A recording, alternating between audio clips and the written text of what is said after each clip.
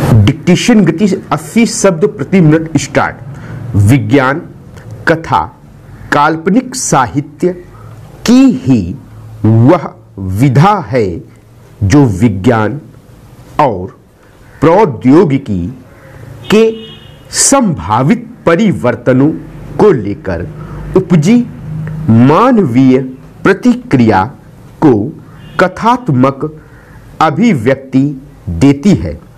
मेरी शैली की पहली विज्ञान कथात्मक कृति मानी जाती है। अमेरिका और ब्रिटेन में विगत सदी में बेहतरीन विज्ञान कथाएं लिखी गई हैं। हिंदी में अय्यारी और तिलस्मी उपन्यासों के जनक देवकी नंदन खत्री जब चंद्रकांता के साथ हिंदी में प्रकट हुए तो प्रायः उसी काल में अंबिका दत्त, व्यास, विरचित आश्चर्य वृत्तांत ने भी हिंदी में विज्ञान लेखन की नई सरणी निर्मित की। 1884 से 88 के मध्य धारावाहिक के रूप में इसका प्रकाशन हो चुका था। आश्चर्य वृत्तांत विशुद्ध रूप से विज्ञान गल्प था जो तिलस्मी और जासूसी प्रभावों से सर्वथा उन्मुक्त था। यहीं से यह परंपरा समाप्त प्राय है। कारण यह कि हिंदी में यह परंपरा नवीन थी और आंग्ल साहित्य से पूर्णतः प्रभावित भारतीय वातावरण के अनुरूप न होने के कारण पाठक जल्दी इससे उब गया। पाठकों की अरुचि ने तिलस्मी, अय्यारी और जासूसी साहित्य का अचिर में ही गर्भलोपन भी कर दिया। उनके इस अवतरण के साथ ही चित्रपट पूरी तरह परिवर्तित हो चुका था। 20वीं सदी के तीसरे दशक में मनोवैज्ञानिक और घटना प्रधान उपन्यासों ने दस्तक दी। ऐतिहासिक उपन्यासों के सृजन के लिए बुंदेलखंड के भूखंडों, संस्कृत और वहाँ के वीरों के परस्पर वैमनस्य प्रेम प्रसंगों को अपना आधार बनाया। विधा का साधारण अर्थ प्रकार, किस्म, वर्ग या श्रेणी है। यह शब्द विविध प्रकार की रचनाओं को वर्ग या श्रेणी में बांटने से उस विधा के गुणधर्मों को समझने में सुविधा होती है। वैसे ही जैसे जीव विज्ञान में जीवों का वर्गीकरण किया जाता है, साहित्य एवं भाषण में विधा शब्द का प्रयोग एक वर्ग कारक के रूप में किया जाता है, किंतु सामान्य रूप से यह किसी भी कला के लिए प्रयुक्त किया जा सकता है। विधाओं की उपविधाएं भी होती हैं। कहानी हिंदी में गद्य लेखन की एक विधा है। 19वीं सदी में गद्य में एक नई विधा का विकास हुआ जिसे कहानी के नाम से जाना गया। बंगला में इसे गल्प कहा जाता है। कहानी ने अंग्रेजी से हिंदी तक की यात्रा बंगला के माध्यम से की।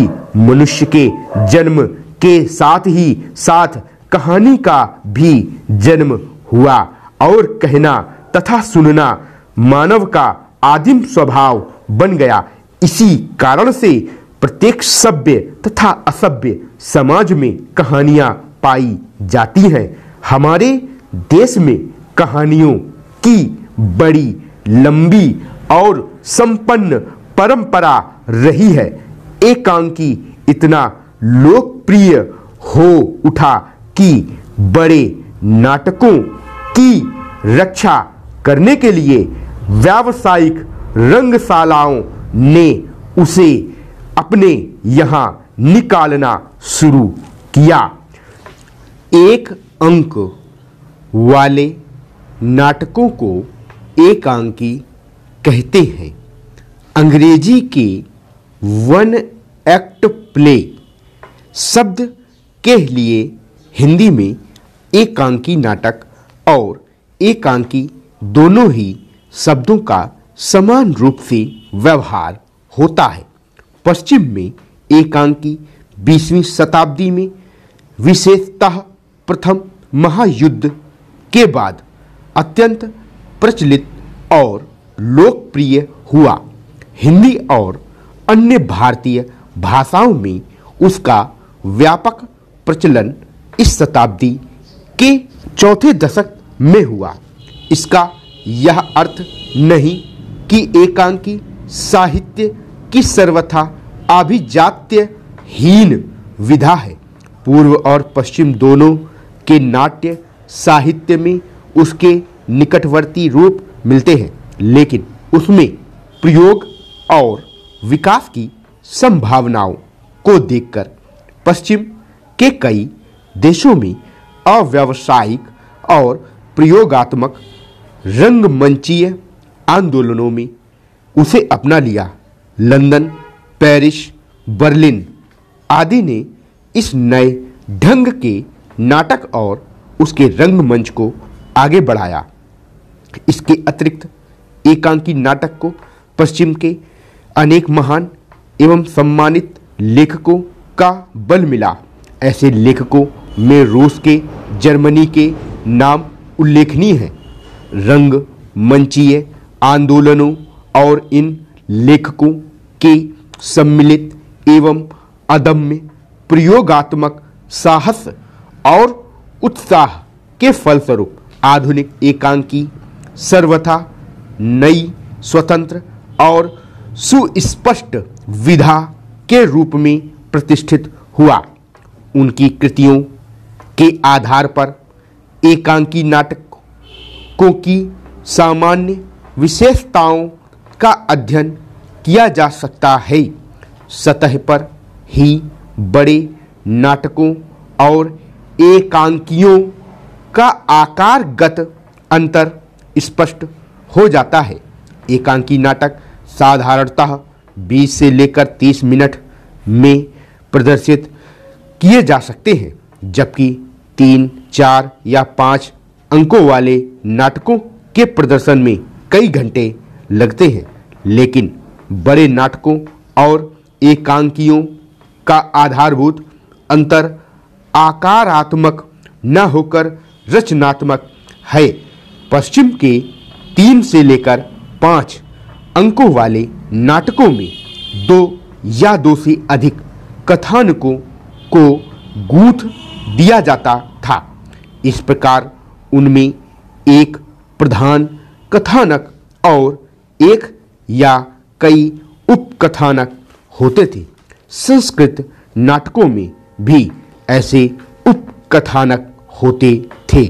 ऐसे नाटकों में स्थान या दृश्य, काल और घटनाक्रम में अनवरत परिवर्तन स्वाभाविक था, लेकिन एकांकी में यह संभव नहीं। एकांकी किसी एक नाटकीय घटना या मानसिक स्थिति पर आधारित होता है और प्रभाव की एकाग्रता उसका मुख्य लक्ष्य है।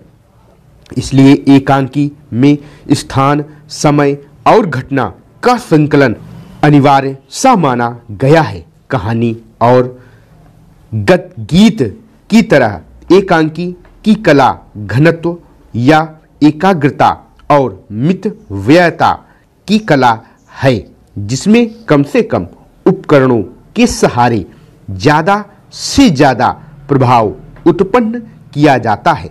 एकांकी के कथानक का परिप्रेक्ष्य अत्यंत संकुचित होता है। एक ही मुख्य घटना होती है, एक ही मुख्य चरित्र होता है, एक चरम उत्कर्ष होता है। स्टॉप। अगर आप हमारे पेड ग्रुप से जुड़ना चाहते हैं तो आप नीचे दिए गए टेलीग्राम नंबर पर संपर्क कर सकते हैं। पेड ग्रुप में आपको डेली डिक्टेशन और उनकी आउटलाइन उपलब्ध करवाई जाएंगी।